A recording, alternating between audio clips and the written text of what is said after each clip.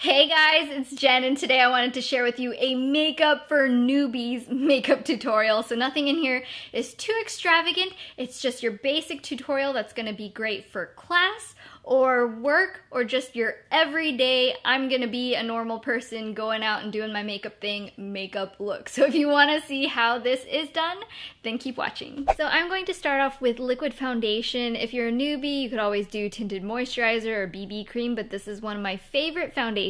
It's Neutrogena Healthy Skin Foundation in number 60 Natural Beige. I just poured a little bit on the back of my hand, and you want to go lighter with this because you can always add more, but it's kind of messy if you start off with too much. We're going to just dot this onto our face and then blend it in with our brush. So I'm just taking clean hands. Make sure you wash your hands before this. And I'm just dotting it around my face like that. And I'm taking a dense synthetic brush. This is one of my favorites, is the Sigma F84. I also love the F82, which is just rounded. There are similar ones you can also get at the drugstore, but this is my go-to brush. So I'm just kind of buffing this into my skin all over. The focus here isn't to get every little thing covered, it's to just have a really light layer. Especially if you're new to wearing foundation, just going in light layers and letting it kind of dry slightly in between is going to give you the most natural finish. Generally, what you want to do is have the most coverage kind of like here in the middle of your face and then blend it out as you go out. At this point, you should have a really nice even layer of foundation on your face, and you should still be able to see your skin texture. You don't want to cake this on, especially if you're new to foundation, because it's going to just look like you have a lot of makeup on, and that's not what you want. We're going to add a bit of concealer to hide any spots that still show through,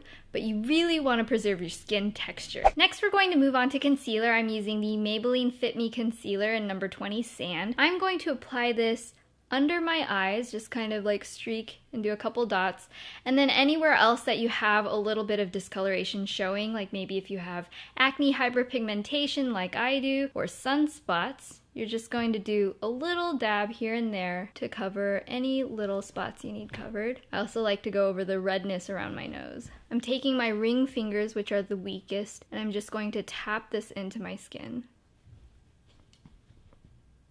Now to set the foundation and keep any oiliness peeking through at bay, I'm using a powder. For the powder, you're going to want to use a fairly light hand because again, if you over powder, you're going to be able to see it on your skin and lose your skin texture. I'm just going to press my brush into it. Just kind of tap off the excess, and I'm just going to pat this in my T-zone area. I'm not going all the way out to every single area of my face. I'm just going to cover where I get oily.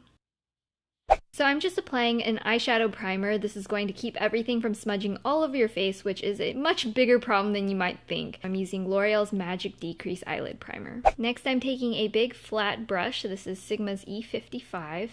And I'm taking this lighter color and I'm just applying this all over the lid. So this first color is going to go all over the main ball of your eye. And as a little anatomy lesson, if you push your brush in just slightly, you should have a little crease area showing up. So this is the line of demarcation. Above here is where your highlight shade would be, right on top of your brow bone. And then in this outer little corner right here is where you're going to have a little bit of a contour / outer V crease color. And that'll go right into the hollow of your eye socket. I tapped a little bit of a medium brown color onto the top of this pencil-shaped brush, and we're going to start at this outer little contour area. So I'm just taking the brush pointed toward my face and just pushing it right at the corner, and then I'm going to sweep it inward right here inside where that crease shows up. So I'm just going to bring this up very softly so that it blends into that previous color we laid down. You don't really want to go past about halfway. You really want to keep it in this outer third area and just blend it out really nicely. How high this comes is really going to depend on your own eye shape, but you want to make sure you have quite a bit of brow room here. So you don't want to bring this up too high. You can always add more if it's not enough, but if you have too much, it's really hard to take it away. Next, I'm taking this brow bone color, and I'm going to start right underneath the arch of my brow right here, and I'm blending this outward. I'm not bringing it too far in on my eyes because if you see, light naturally hits me right here where the brow bone sticks out the most. So I really want to just mimic how light is naturally hitting my eye shape.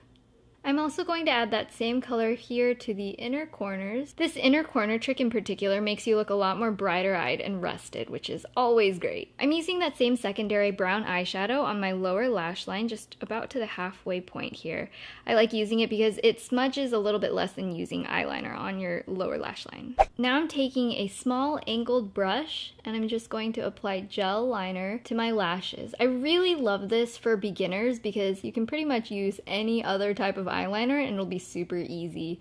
Not saying this is really difficult, but it's definitely going to be one that's very rewarding in the long run of getting a really great looking line that isn't going to smudge all over the place. Also, you're going to want to focus on the outer half being thicker and having the line be gradually thinner as you go in. So from this outer corner, I'm going in the same angle as my lashes right here, and that's the angle I'm going to pull up this little wing at the end. And then I'm going to bring this line in and create a little wing. If you're monolidded like me, I like doing one extra step, which is to take the dark brown eyeshadow, and we're going to just blend this top edge. So I'm doing this for a couple of reasons. First of all, if you're monolidded, then your eyes tend to be a little bit oily and it might smudge really easily. So that'll help set the eyeliner in place. Also, when your eyes are open and you're monolidded, sometimes you can't see the eyeliner line. So this helps to extend it up while still having it look a little bit more natural than just having the actual eyeliner go all the way up here and having a big black hole on your eye. Next, I'm going to curl my eyelashes. I really think this is an invaluable step. And if you want a full video on my mascara routine and how to get really perfect lashes, I'll leave an annotation right over here so you can click that and check it out. But right now, I'm going to do those very steps to get really full lashes. For mascara, I like using a waterproof formula because that seems to hold lashes up if you've curled them, if you have really straight lashes like I do. And I like to tilt my head backwards like this, and I just wiggle them from the root of the lashes and pull upward. And that usually seems to help me not get mascara all over myself. The mascara I'm using is CoverGirl Lash Blast Volume Waterproof. I'm also adding a little bit of mascara to my lower lashes, and I'm really going to just focus this on the outer half. If you want to have a really dolly look, you can do this all the way around as well. But for day-to-day, I like making my eyes look a little bit fanned out at the edges. Finally, for the eyes, I'm going to fill in my eyebrows. So I'm just taking this Rimmel pencil and I'm going to do little strokes to fill in any sparseness. Just draw them in like you're drawing little tiny hairs to fill in your entire eyebrow. It's so important to keep brows groomed because it really does frame your face and it makes you look a lot more put together. Now I'm just going to finish off my face with a blush. This is Milani's Luminoso.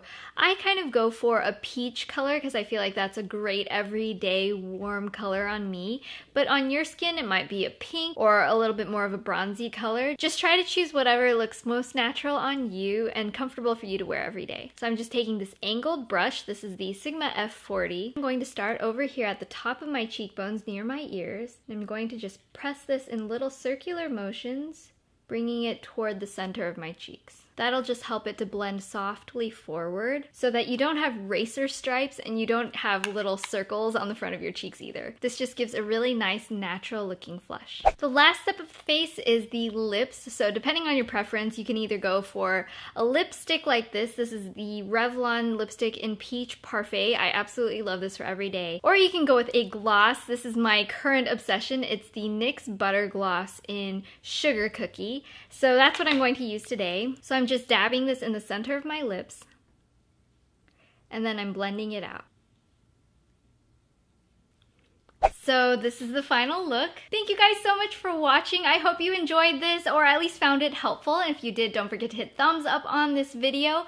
And feel free to share in the comments down below. Show our makeup newbies a little love and give your #1 best makeup tip. This is Jen, and I will talk to you guys in my next video.